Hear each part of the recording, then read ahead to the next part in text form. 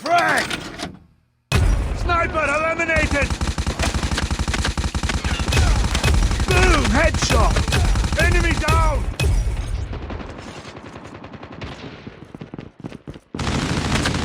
Enemy down! Ready to jam enemy UAV. To be honest, I had pretty low expectations of Call of Duty Mobile.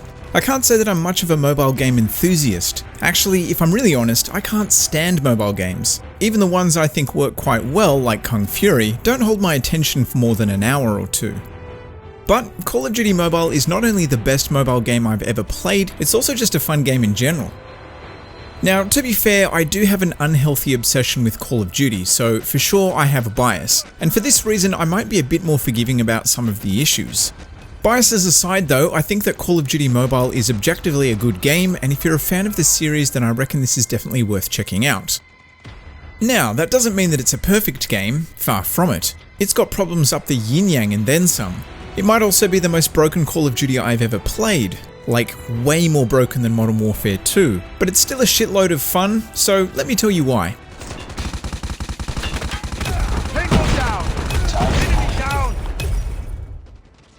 So Call of Duty Mobile, which I'm just going to shorten to COD M, was developed by Timmy Group, which is part of Tencent. It was originally created for the Chinese market, much like Call of Duty Online, but it's been available in Canada, Australia and Peru for a little while as part of a test. It's a free-to-play title, which means that every time you boot it up, it hits you up with some kind of microtransaction. This isn't great of course, but I honestly never felt like I needed to spend money to be competitive. Most things can be unlocked through regular gameplay. But I'm getting ahead of myself, we'll talk in-game economy a bit later on. The best description of COD M I can give is that it's a mashup of various Call of Duty games. So you have the maps from the Modern Warfare and Black Ops titles, and the selection of weapons looks like a greatest hits collection from the past 10 years of the franchise.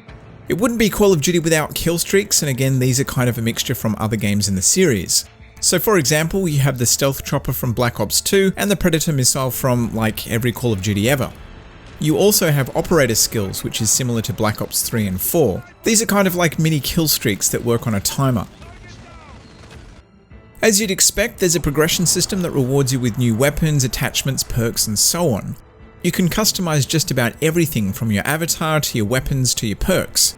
There's also a robust suite of configuration settings to tweak everything from the layout of the controls to the sensitivity. It's even got an FOV slider in a mobile game. Yeah, suck on that Modern Warfare beta. At this stage it's strictly PvP with a handful of modes including Frontline, Team Deathmatch, Gun Game, Search and Destroy, Domination, and it has a Battle Royale component. Gun Game actually vanished after a recent update, so maybe the modes will be cycled in and out a bit like what Overwatch or Battlefield do. It's a shame because that was one of my favourites. A stripped back version of Call of Duty then, this is not. COD M has just about everything you'd expect to see in a mainline release. There is one area that's noticeably lacking in content compared to the non-mobile games, and that's the map selection. By my count there's only 8. You've got Crash, Kill House, Firing Range, Standoff, Hijacked, Crossfire and Nuketown, because of course it had to have Nuketown. I've actually never seen Firing Range in the rotation for Team Deathmatch or Gun Game, so maybe it's going to be added later on. The Battle Royale map is also only available when playing Battle Royale, which makes sense I guess. There might be some more maps on the way, but this is probably limited by storage space. COD M is just under a 2 gig install, and the maps probably account for a large percentage of that. All up though, there's a lot of game here, and most of what it has is worth playing. Enemy down! Bingo down! Advised. Hostile Predator missile inbound.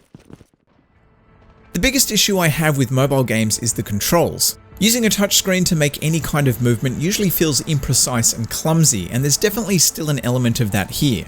But I have to give credit to the devs. They've managed to not only fit all the controls into a very small space, they've also somehow nailed the feeling of Call of Duty with touchscreen controls. I really didn't expect it to feel anywhere near as comfortable or as good as it does, and for me this really is the most impressive thing about it. As good as the controls are though, there are still times where you'll hit the wrong button or not manage to select what you want. But all things considered, these are by far the most functional mobile controls I've used to date. You can completely configure the layout to your liking too, so if something feels out of place, you can position it wherever you want. Now you might be wondering why not just connect up a Bluetooth controller and play it that way. Well, unfortunately there isn't any native support for controllers, at least not in the build that I played. It does seem as though this was an option at one point, but it appears as though it's no longer possible. My suspicion is that the ability to use a controller was probably removed because it gave you a huge advantage. The other possibility is that I'm a dumbass and simply can't figure out how to do it. The other critical component to nailing how Call of Duty feels is the frame rate. On console, it's always targeted a constant 60 frames per second, and while it's definitely not a locked 60 here, it still runs pretty smoothly. You do get slight dips when there's a lot going on, but never to the point where it's really obvious. This combination of good controls and a solid frame rate results in gameplay that feels pretty damn close to the real thing. It's not all amazing though. There are some really frustrating elements to the gameplay. Chief amongst them is the spawn trapping.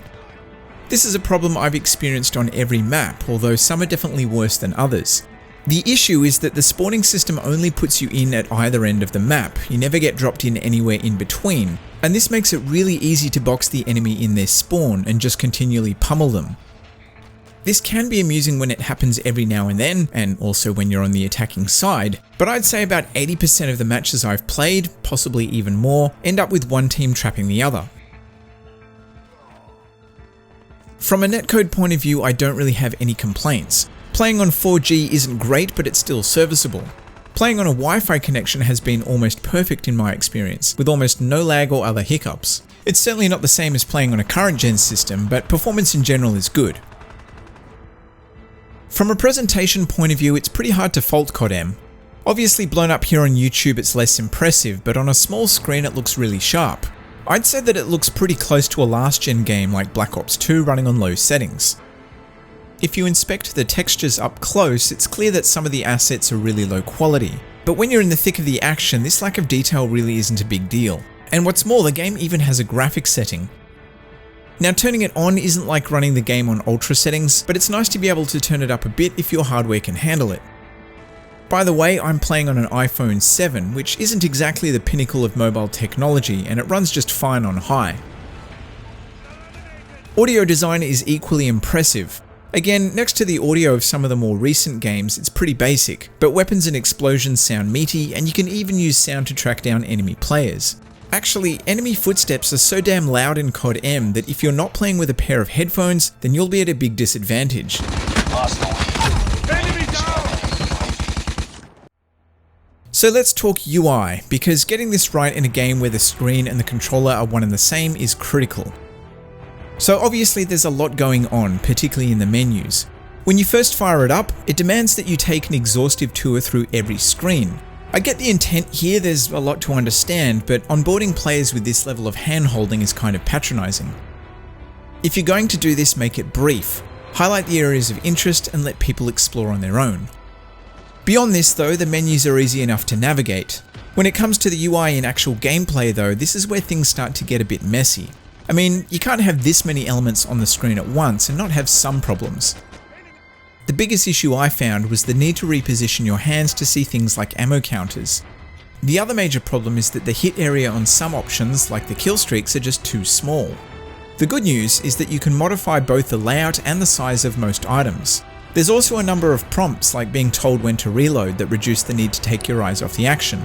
I also like how when you get close to an enemy, the option to knife becomes really prominent. I think the implementation here is probably as good as it was ever going to be with the limitations of the touchscreen controls. It was never going to feel as comfortable as a controller, let alone a mouse and keyboard, and there simply isn't the room to fit everything in without some kind of compromise.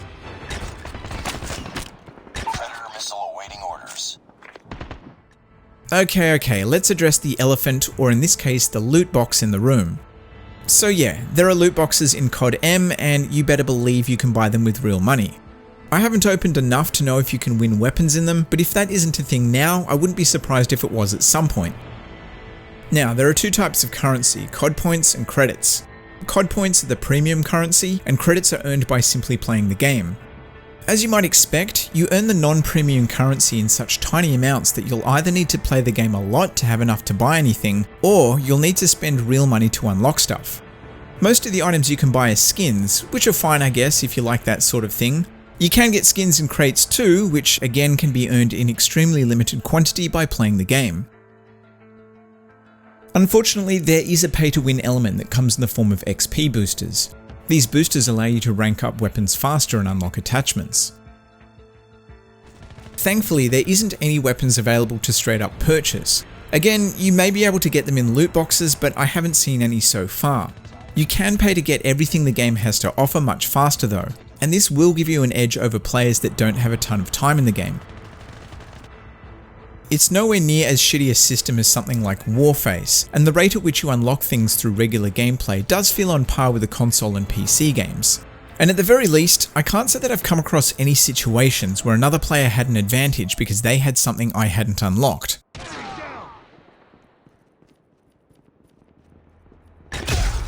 Headshot! Overall, COD M is a pretty damn good game. I really hope that controller support becomes a thing at some point because I think this is really the only thing holding it back. The microtransaction situation isn't fantastic either, but then again, this is a free-to-play game, and given how egregious the microtransactions have been implemented in the full-price games, things could certainly be a lot worse. At the end of the day, COD M doesn't replace its bigger siblings. It's still a mobile game with many of the problems that come along with mobile gaming. But if you want a bit of Call of Duty action when you're away from your TV or PC, or you're just looking for a fun mobile game, then this is definitely worth downloading. Anyway, I hope you found this review informative. Feel free to like or dislike depending on how you feel. If you've got a question for me, drop that below in the comments. But otherwise, cheers.